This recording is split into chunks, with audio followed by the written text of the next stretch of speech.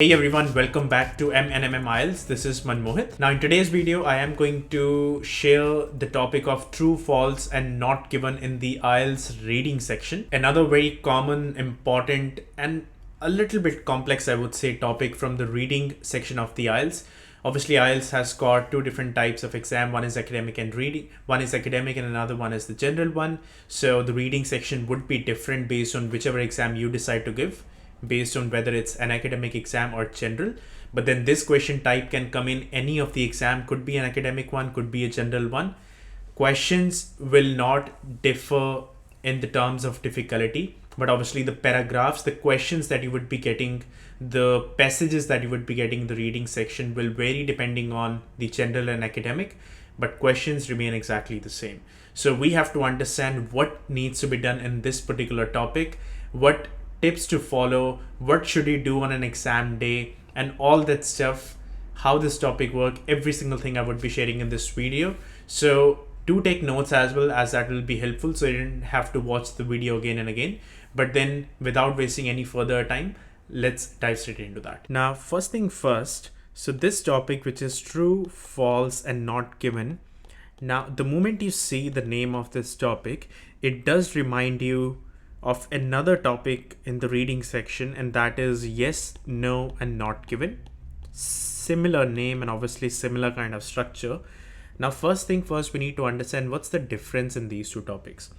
Yes, no and not given is entirely based on a writer's opinion.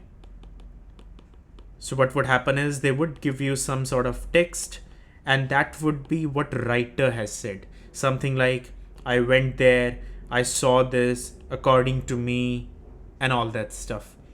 And then the questions at the bottom would say yes, no, and not given.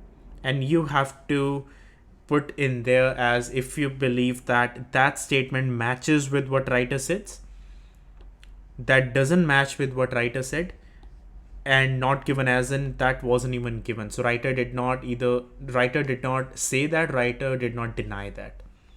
However, with true, false and not given, it's a bit different way. It won't be based on the writer's opinion, but it would just be a very general kind of paragraph. Now, obviously, if it's academic, then it would be academic paragraphs. But my point is that paragraph, those passages will not be by the writer, but just something very general.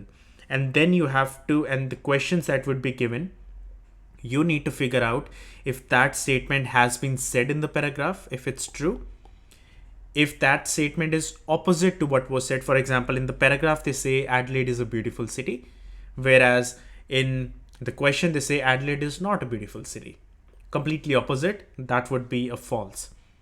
Not given as in if the paragraph is about Adelaide, whereas in the question they have said Melbourne is a beautiful city. But in the paragraph they haven't even mentioned about Melbourne, that means that statement would be not given. Again, the confusing aspect in the paragraph would be the false and not given, because they both mean something similar, as in false means wrong, not given means it's not given. So sometimes students will confuse these two things. True is very straightforward. If it matches what was said in the paragraph, it's true. If it doesn't match, it's not true. Few tips I can share for this particular topic is that first thing first, that the answers are definitely going to be in order.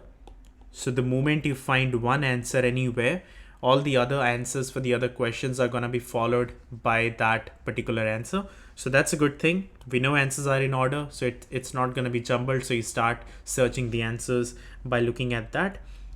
And another tip I can give you is always read the question first, and not the complete question, but just the main keywords of it.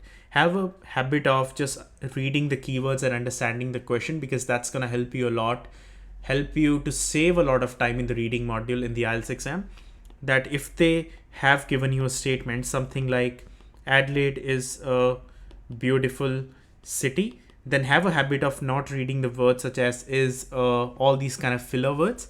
Just go with the words such as Adelaide, then beautiful, and then city. So the moment you read Adelaide beautiful city, you should be able to understand what the question is all about. Always read the keywords, not the complete question. It will save you a lot of time. Another thing that I would suggest is when you read one question.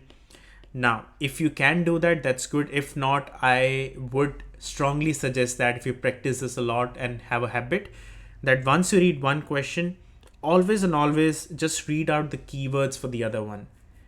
Simple reason for that is, let's say in the next sentence they have said something about Melbourne and food.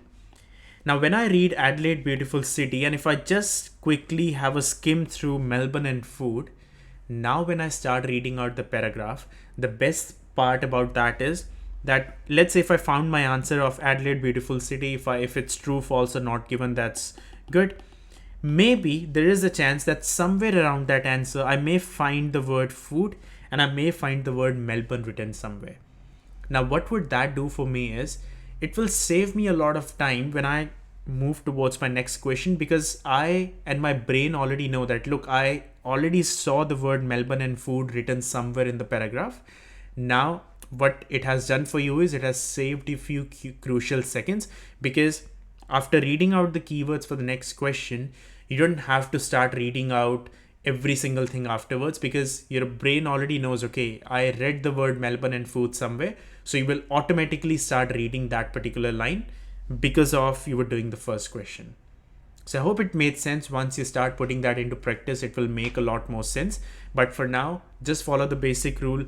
Always read the question first and not the complete question. Just read the main keywords in there and then start reading out the paragraph.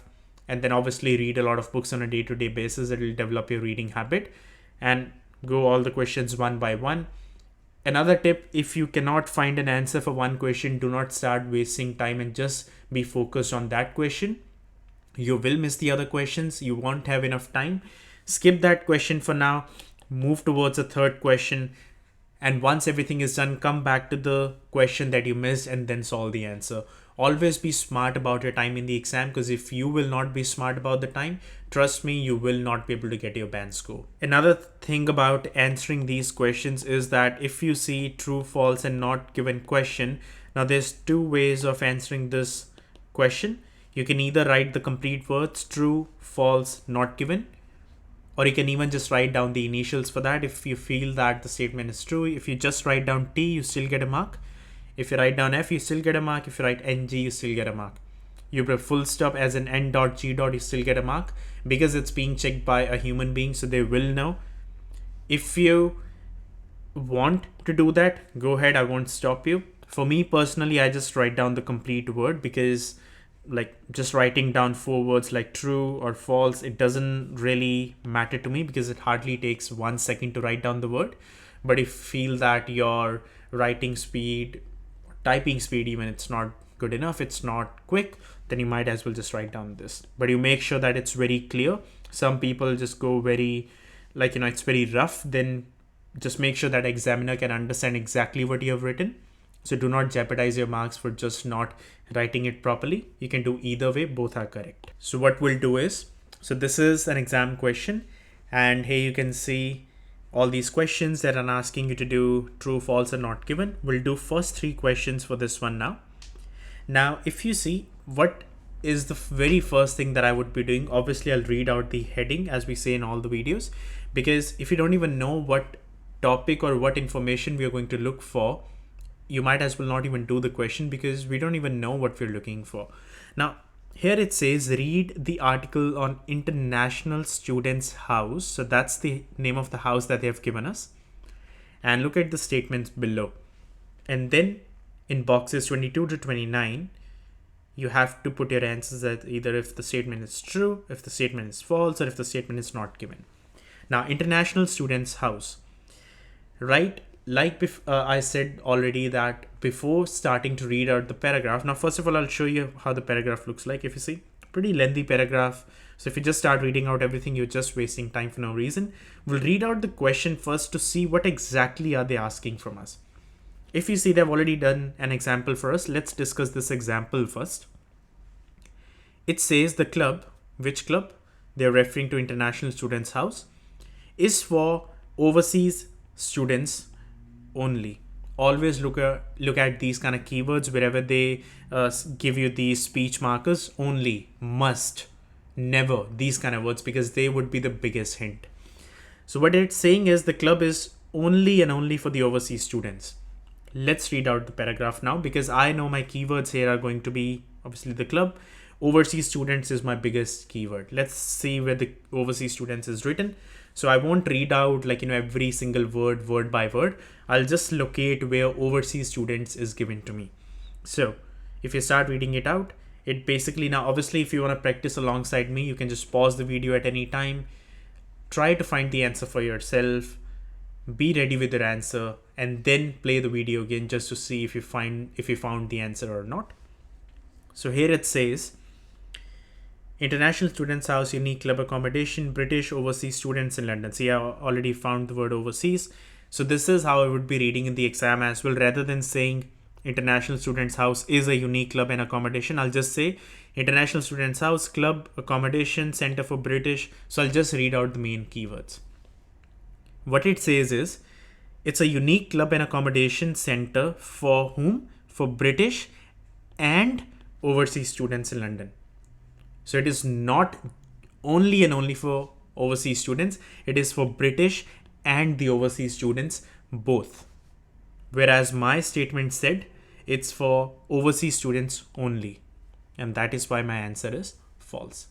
Once you find those keywords in the paragraph, afterwards start reading it out thoroughly, because the answer is going to be in those statements, in that sentence. So you might as well read it out properly. And like I said at the beginning of the video, the answers will be in sequence. Since I've already got answer from here, my other answers from the questions are going to be in the upcoming paragraphs. Let's read out the next question. This one says the club, obviously again International Students House, has what? Long-term dormitory accommodation. Now, if you know the meaning of the word dormitory, that's great. If you do not, that's fine. I'll give you the meaning of the word dormitory now. It just means simply something which is very large. I hope that makes sense. Now see, even if you do not know the meaning of the word dormitory, it doesn't mean that you can't find the answer. Yes, if you know the meaning, it'll make it a bit easier. But if you do not, still focus on the keywords, because sometimes they won't even give you the synonyms. They'll just give you the same words written in the paragraph. So this one says long-term dormitory accommodation. Let's see if we can find the word accommodation. Now, obviously, it's the next paragraph as the word says accommodation. And my question said,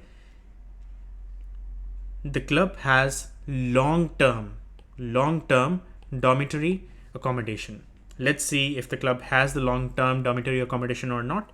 It says comfortable accommodation for up to 450 people in single, twin, 3.5 bedded and multi-bedded rooms, 44 self-contained flats for married students and families, long and short stays welcomed. So my question said long term. Does that match the information? Yes, long stays are welcomed. That's one part.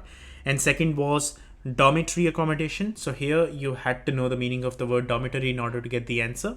So dormitory means large, and here it says up to 450 people. So that gives me an indication that it's a large room. So obviously dormitory, it's correct. Long term, it's correct. The entire statement is given and it's correct. My answer is going to be true. Or you can even put T. Both of them are going to be correct. I hope this topic is making sense. Next question, it says membership must, again, keyword must. It is not an option. It should be renewed monthly. Not yearly, not quarterly, not weekly, not fortnightly. It has to be renewed monthly.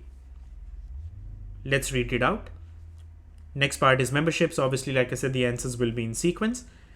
Club membership is open to all full-time students, professionals, student nurses, payers. Membership costs are kept to an absolute minimum.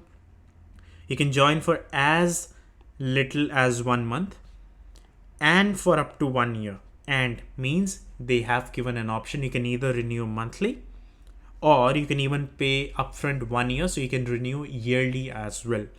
Whereas my question said membership must be renewed monthly, which is going to be false, because I can either renew it monthly, I can even renew it yearly. Let's do one more. It says the club provides subsidized restaurant meals. Subsidized restaurant meals. Restaurant meals is my main keywords. Subsidized restaurant meals. Let's see if we can find these words. Next part. Okay, so it has gotta be somewhere around here. So if I start reading it out, restaurant meals. So I'm just skimming and scanning. Club room, opportunity for meeted staff, enjoy a free cup of coffee, advantage of special membership offers. Okay, nothing in this paragraph. Next one says advice service. Thanks to the support of STA Travel, blah blah blah. Welfare service is open to students in London's academic institutions. It aims to provide welfare support.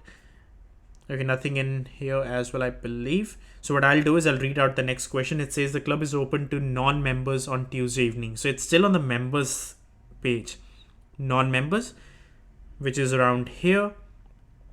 So simply means that if my answer is there, it is gonna be somewhere around here. Like I said, the answers will always be in the sequence.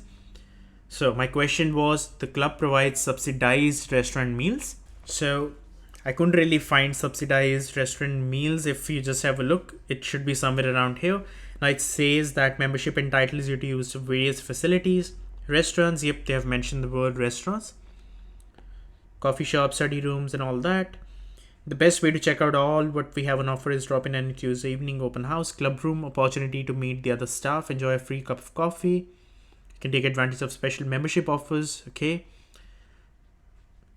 So basically, now see, this was, obviously it took a bit of time, but then if you read it out, it didn't really mention anything about the restaurant meals being subsidized. Subsidized means a bit discounted, easier way to understand, but then they never mentioned about, yep, they did mention about restaurants, but they did not mention about restaurant meals. And now see, this is what helped me to find this answer, because I would have just kept on reading all the remaining paragraphs. But what I did was I went back and read the next question because I skipped this one. And the moment I knew where the next answer is going to be, which was somewhere in here, somewhere around here, I immediately knew that the previous question's answer has to be somewhere around here if the answer was there. This is the benefit of this topic, that the answers are always in the sequence, because now you exactly know that, okay, my answer is either here or it's either not.